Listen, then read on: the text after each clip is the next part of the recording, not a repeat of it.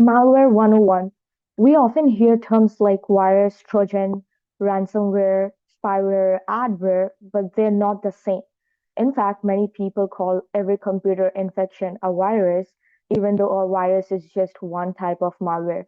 There are many types, but we are going to cover the major ones in this video. And what is a malware? What are the different types? How do they infect devices? And how you can protect yourself. Welcome to a new video. Here we make education fun for learning. If you're into tech, please consider subscribing. The goal is to basically reach like a million followers by the end of this year. Alright, so what is malware? Well, malware for short is malicious plus software together. It's called malware.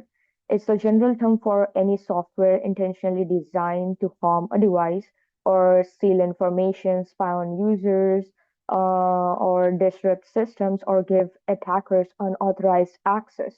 So think of it as like an umbrella term, just like the word animal includes like dogs, cats, birds, etc. So the word malware includes many different types of malicious software, and we can start with each of the type. Well, a virus is a malware, a Trojan is a malware, a spyware, a adware, ransomware, rootkit, and keyloggers. They're all different, but they all belong to the same family. So how is malware created? At its core, malware is just a software. So it's built just like a calculator, a game, or a messaging app using the programming language. And that could be like C, C Sharp. Then we have Python, Java, JavaScript, Go, or Rust, right? And the difference isn't in like the programming language that is used, it's basically the intention behind the code. Because a normal application is designed to help you basically perform a task, which is just gives you a site or an app for your utility. And then malware is designed to perform actions you never agreed to. So, for example, it may steal your passwords or encrypt your files, which is used in ransomware. And then, so this is not good. And then display unwanted ads and then spy on your activities or gain remote access to your device. Well, some malwares are built different, either from scratch by attackers, while others modify existing malware by adding new features or basically changing its code to avoid software detection because antivirus sometimes do that. However, attackers also then keep modifying those things as well. So let's look at some of the major types, starting with the virus. A virus is a malware that attaches itself to another program or a file. So when that infected file is open, the virus becomes active and can spread to other files on the same device. It usually needs some form of user action, like opening that infected file or running that program. And I would say its goal might be to damage files, corrupt data, or spread like a virus to as many files as possible. Then we have a worm. It is similar to a virus, but with one major difference. It doesn't need you to like open the file. Instead, it spreads automatically by finding vulnerabilities on your computer over a network. Because worms can spread on their own, they often infect thousands of devices in a very short period of time. Uh, yeah, and then we have Trojan. Well, it gets its name from the famous Trojan horse story, and it pretends to be a real software, but it might look like a game, a utility, a document, or even a software update. But once you install it, it secretly performs malicious actions in the background.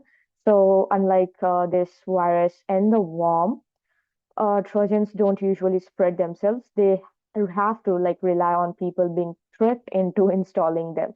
Then we have the spyware. It is designed to secretly monitor your activity, and its goal is to basically collect information without your knowledge. So depending on the type, it may steal like your passwords, browsing history, messages, location data, keystrokes, or even like screenshots. So the longer it stays hidden, the more information it can collect. Then we have adware.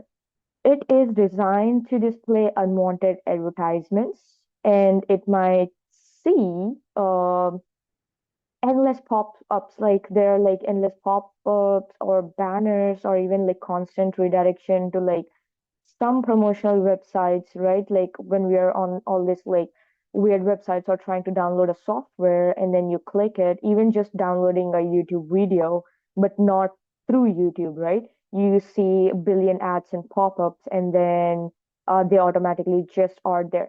So those are simply annoying, but then the reason behind it is they're tracking your browsing activity to show more targeted ads, and you may not even install additional malware, uh, but you would know like when you do.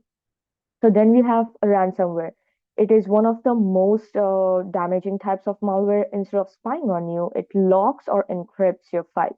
So the attacker would then demand payments, usually in cryptocurrency, for like exchange for restoring that access. But paying the ransom doesn't guarantee you'll get your files back. That's why regular backups are so important. Then we have the rootkits and the keyloggers. Rootkits hides malware from the operating system and security softwares, which makes it difficult to detect. However, the keylogger secretly records everything you type, including usernames, passwords, and credit, like credit card numbers.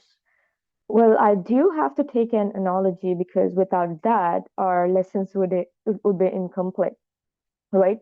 So we have the malware types and their analogies here.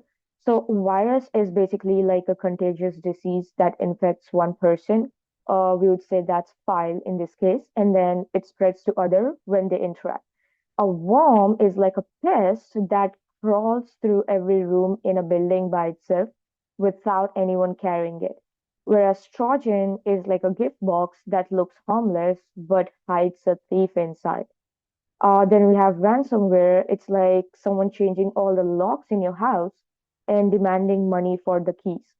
Then we have spyware. So like the hidden spy secretly. So they are watching everything you do and reporting back. Adware. It's like a salesperson following you everywhere and constantly showing advertisement in your face.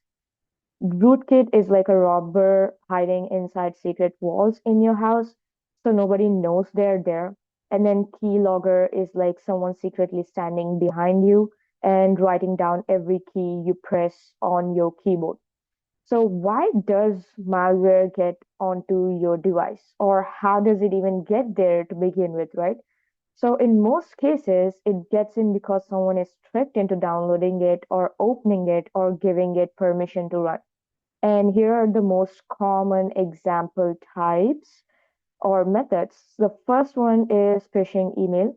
Attackers send emails that look legitimate, so pretending to be your bank or your delivery company or your employer or any trusted organization like even Google or Facebook. And then the goal is to convince you to click a malicious link or download an infected attachment. And there's literally a phishing 101 explained because it's just so huge and so common and so easy to trick someone into doing so. So I've created an entire video based on that, and basically to safeguard and protect yourself from the knowledge that you acquire. All right. So then we have the fake websites. Some websites are designed to look almost identical to real ones. They do trick you into downloading fake softwares or entering your login credentials or allowing malicious downloads.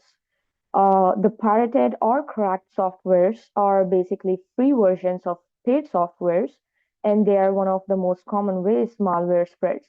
While the software may appear to work, it often comes bundled with hidden malware running in the background. So that's why it's necessary for you to download softwares from legit sites or the official sites. Then we have the fake mobile apps. So cyber criminals sometimes create apps that imitate popular games, utilities, or productivity tools. Once installed, they may steal your data or display intrusive ads or install additional malware. Then we have malicious advertisement. I mean, that's where we are getting the malvertising word, malicious advertising for in short.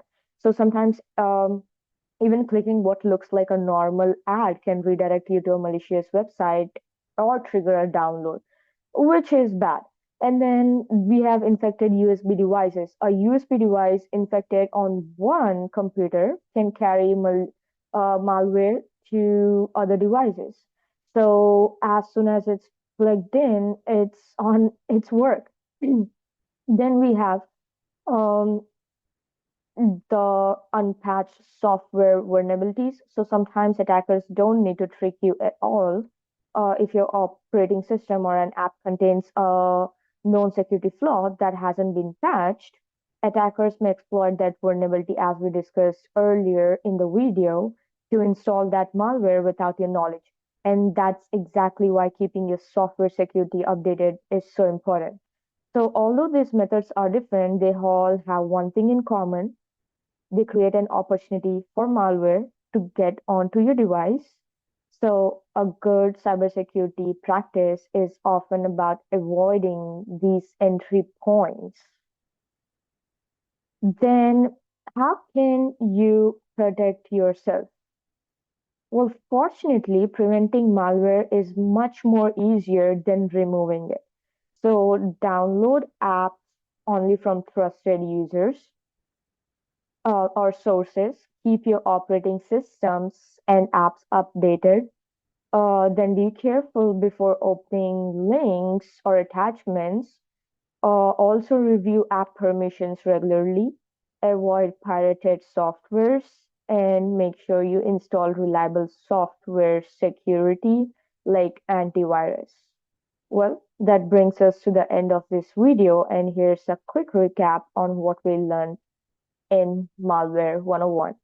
Malware is an umbrella term for, and it's a short for malicious software, under which we have virus, worm, Trojan, spyware, adware, advertisement software, malicious,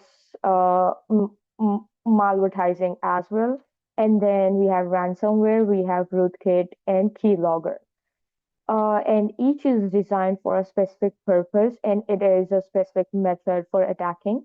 Understanding how they work is the first step towards protecting yourself online.